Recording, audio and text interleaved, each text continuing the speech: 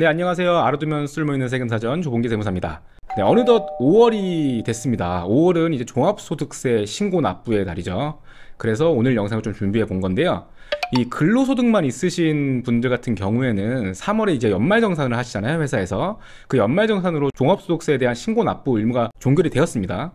그렇지만 사업소득, 그 이외에 다른 소득이 있으신 분들 같은 경우에는 이번 5월 달에 종합소득세 신고 납부를 진행하셔야 하는데요. 이 국세청에서는요, 이러한 종합소득세 신고 납부 대상자에게 그 신고 유형을 구분해서 신고 안내문을 5월 초에 발송을 합니다. 사실 이 안내문의 의미를 사실 전문가들이 아니면 이게 정확히 어떤 의미를 가지고 있는지를 모르실 거기 때문에 오늘 영상에서 소개해드리는 그런 시간을 가져보고자 합니다. 종합소득세 신고 유형은 어떤 의미를 가지고 있는지, 유형별로 어떻게 종합소득세 신고를 해야 되는지 그런 팁을 좀 알려드리려고 합니다. 그럼 우선 종합소득세 신고 유형에는 어떤 것들이 있는지 좀 살펴보겠습니다. S유형이 있어요. S유형은 성실신고 대상자를 말하는 거고요. A유형은 외부조정 대상자, B유형은 자기조정 대상자, C유형은 복식부기 의무자, D유형은 간편장부 대상자, E유형은 다른 소득이 있는 단순 경비율 적용 대상자, F유형은 사업소득만 있고 납부할 세금이 있는 대상자, G유형은 사업소득만 있고 납부할 세금이 없는 대상자, I유형은 성실신고 사전 안내자, V유형은 주택임대소득 분리과세 대상자를 의미합니다. 무슨 말인지 전혀 모르시겠죠? 자, 하나하나 살펴보는 시간을 가져보도록 하겠습니다. S유형 먼저 보시죠. 성실신고 대상자라고 처음에 말씀을 드렸죠. 2022년도에 대한 세금을 신고하시는 거니까요. 2022년도에 대한 수익금액을 말하는 겁니다. 2022년도의 수익금액이 이제 아래의 기준을 초과하는 사업자를 성실신고 대상자라고 하는데요. 이 아래의 어떤 기준이라고 하면요. 뭐 예를 들어서 도소매업이나 이제 뭐 부동산 매매업 같은 경우에는요. 해당 사업에서 수익금액 15억 원 이상을 말하고요. 뭐 제조업, 음식점업, 정보통신업, 건설업 이런 경우에는 해당 연도 수익금액 7억 5천만 원 이상, 부동산 임대업, 뭐 각종 서비스업 이런 같은 경우에는 해당 연도 수익금액 5억 원 이상인 사업자를 말합니다. 이렇게 법에서 정해놓은 일정 수익금액을 초과하는 사업자에게는요, 그 이외의 사업자와는 다르게 말 그대로 좀 더 성실하게 세금 신고를 해라, 이런 법적 의무를 부여하고 있다, 이렇게만 이해를 하시면 되겠습니다. 그래서 다른 사업자와는 좀 다르게요, 세무사라고 하는 전문 자격사의 성실신고 확인을 받아서 세금 신고를 해야 돼요. 세무사한테도 어느 정도 책임이 좀 부여가 되기 때문에 장부 작성, 세금 신고도 굉장히 깐깐하게 이루어진다, 이 정도만 알고 계시면 되겠습니다. 다음 유형 A유형입니다. 외부조정 대상자라고 말씀을 드렸는데 이게 어떤 건지 좀 보시죠. 이 A유형은요, 일단 복식부기 의무자라는 개념 안에 다 포함이 되어 있는 거예요. 일정 수익금액이 넘어가는 그런 사업자를 말하는 건데요. 성실신고 사업자까지는 아니지만 조금 돈 좀 버는 사업자, 이 정도로 좀 이해하시면 될 것 같아요. 복식부기 의무자 중에서도 외부조정 대상자를 선정을 하는데요. 그 기준을 좀 보시죠. 아까 말씀드렸듯이 도소매업, 부동산 매매업 같은 경우에는 6억 원 이상의 수익금액을 기준으로 합니다. 그러니까 수익금액은 번 돈, 매출액을 말하는 건데요. 이때에는 2021년도를 기준, 직전 연도를 기준으로 판단을 해요. 그래서 도소매업이나 부동산 매매업은 6억 이상, 제조업, 음식점업, 뭐 건설업, 금융, 보험업 이럴 때에는 이제 3억 이상, 그리고 부동산 임대업, 각종 서비스업 같은 경우에는 1억 5천만 원 이상인 사업자들이 외부 조정 대상자로 분류가 된다, 이렇게 보시면 될 것 같고요. 이 A유형 사업자 같은 경우에는요, 종합소득세 신고를 할 때 반드시 세무사와 같은 전문 자격사를 통해서 장부를 만들고 또 세무조정이란 거를 해야 돼요. 만약 이 A유형인 사업자가요, 세무사를 통해서 장부 작성이나 세무조정을 하지 않고 세금 신고를 하면은 신고를 하지 않은 걸로 봐서 가산세가 부과가 되겠죠. 네, 다음 유형 B유형에 대해서 볼게요. 이 자기조정 대상자라고 말씀을 드렸는데요, 이 B유형도 복식부기 의무자 안에 포함이 되는데, 앞선 외부조정 대상자보다는 조금 매출액 기준이 떨어지는 사람들, 하지만 돈 좀 버는 사업자들, 이렇게 보시면 되겠습니다. 그 기준을 보시면요, 도소매업, 부동산 매매업 같은 경우에는 3억 이상 6억 미만입니다. 앞선 이제 외부조정 대상자와 동일하게 직전 사업연도 매출액 기준이고요. 그 다음에 제조업, 뭐 음식점업, 건설업 같은 경우에는 이제 1억 5천만 원 이상에서 3억 원 미만인 사업자를 말하고요. 부동산 임대업, 또 각종 서비스업에 해당하시는 사업자들은 7,500만 원 이상 1억 5천만 원 미만인 사업자들이 이 B유형 자기조정 대상자에 해당이 된다, 이렇게 보시면 되겠습니다. 이 비유형 사업자는요, 반드시 세무사한테 장부 작성이나 세무 조정을 의뢰할 필요는 없어요. 하지만 세무업계에 종사하지 않는 이상은 직접 복식부기 장부를 작성을 해서 세금 신고하는 게 사실상 불가능하기 때문에요, 이 비유형에 속하는 사업자들도 거의 대부분 세무사에게 의뢰를 해서 세금 신고를 진행을 하실 거예요. 그리고 또 진행을 하셔야 되고요.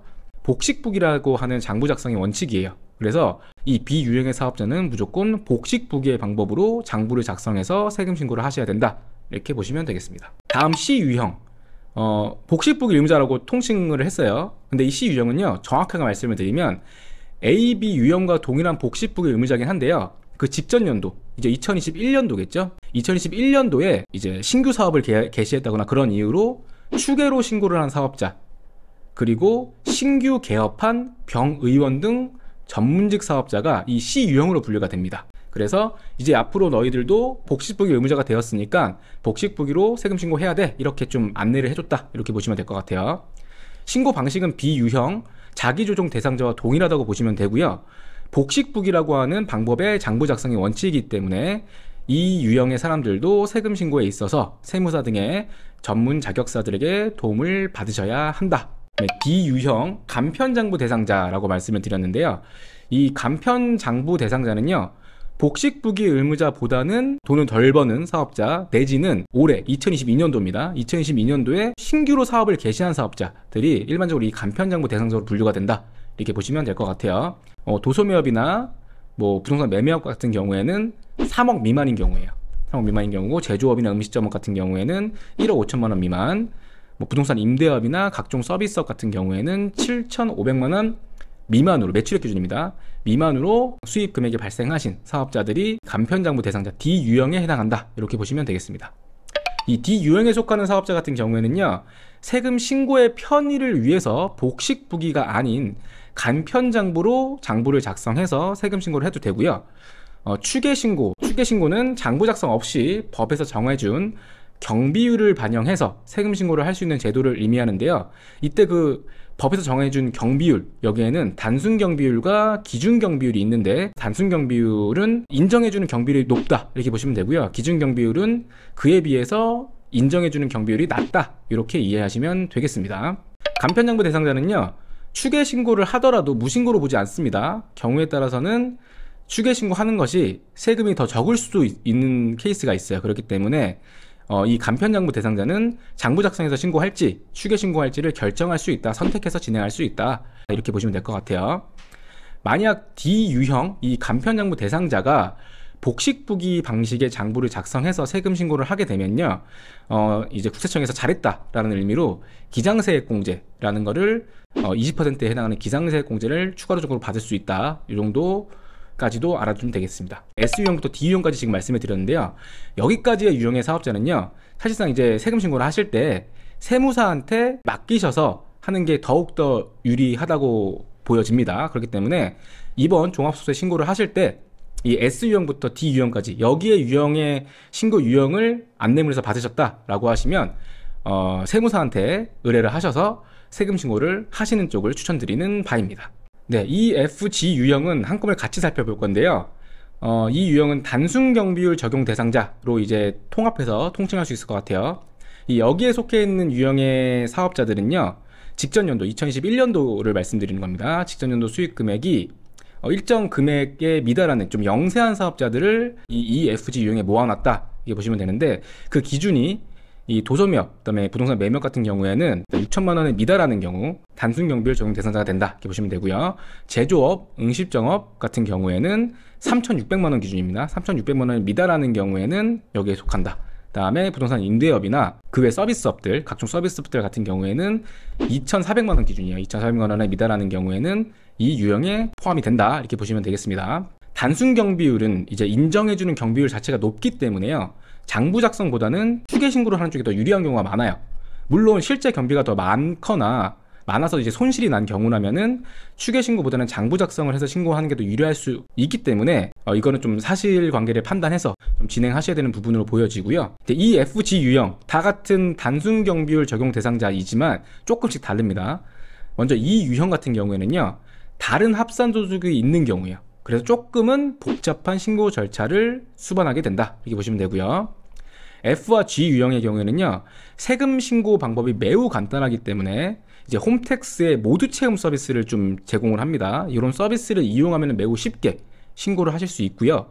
애초에 받아보신 신고 안내문에요, ARS 전화 신고 방법을 안내를 같이 해줘요, 요새는. 그렇기 때문에 그 안내문에 따라서 이제 뭐 홈택스도 귀찮다 그러시면은 전화로도 신고 납부 완료하실 수 있다, 이렇게 보시면 되겠습니다. 근데 아까 말씀드렸듯이 이 유형의 사업자 같은 경우에는 다른 소득과 합산해서 신고해야 되는 좀 이슈가 있잖아요. 이때는 좀 실수의 가능성이 좀 있기 때문에 이때는 세무사님들의 도움을 받아서 좀 신고를 해야 되는 경우가 있을 수 있다. 하지만 본인의 F유형 또는 G유형의 신고 안내문을 받아봤다 라고 하시면은 아주 간단하게 신고를 할 수 있음에도 불구하고 그 사실을 모르시기 때문에 그러시는 거예요. 모르시기 때문에 이런 어플 같은 것들을 이용해서 좀 수수료를 내시면서 좀 신고를 하시는 경우가 있는데, 절대 그러실 필요가 없다. 안내문에 나와 있는 ARS 전화 신고로도 충분히 가능하기 때문에 올해에는 그 ARS 뭐 전화 신고나 아니면 홈택스로 신고하는 방법 같은 것들 숙지하셔서 직접 신고해 보셔도 된다. 실수의 여지가 거의 없기 때문에 이런 분들은 직접 신고하는 게 훨씬 더 유리하다, 이렇게 보시면 되겠습니다. 그 다음에 I유형, 성실신고 사전 안내자라는 유형이라고 말씀을 드렸죠. 이 유형으로 만약에 안내를 받으신 분들이 있다면 이분들은 좀 조심하셔야 돼요. 아까 맨 처음에 말씀드렸던 S유형, 성실신고 대상자라고 했는데, 이 유형과 같이 성실신고라는 단어가 붙어서 좀 헷갈릴 수 있는데 같은 개념이 아닙니다. 이 유형은요, 뭐 복식부기 의무자가 아니더라도 나올 수 있고요. 작년에 이제 2021년도 소득세 신고하셨을 거잖아요. 그 신고 내역을 분석해본 결과 증빙, 적격 증빙 같은 것들이 확인이 되지 않는 경비 반영 금액이 특정 금액 이상 들어가 있다거나 뭐 그 이외에 뭔가 좀 불성실한 방식으로 세금 신고를 했다라고 이렇게 보여지는 사업자들, 그런 사업자들을 분류를 해서 이렇게 안내가 나가는 거예요. 경고문의 성격이 좀 강하다고 봐야 되기 때문에 계속해서 불성실한 신고를 하고 있다 이렇게 판단이 되면은 뭐 여러 가지 좀 불이익이 갈 수가 있는 측면이 있겠죠. 그렇기 때문에 올해 신고 때에는 조금 더 조심해서 신고를 하셔라, 이렇게 좀 당부 말씀드리는 바입니다. 네, 오늘 준비한 신고 안내문 유형에 대한 설명 여기까지 준비를 했고요. 다음 시간에는 더욱더 유익한 주제를 가지고 오도록 하겠습니다.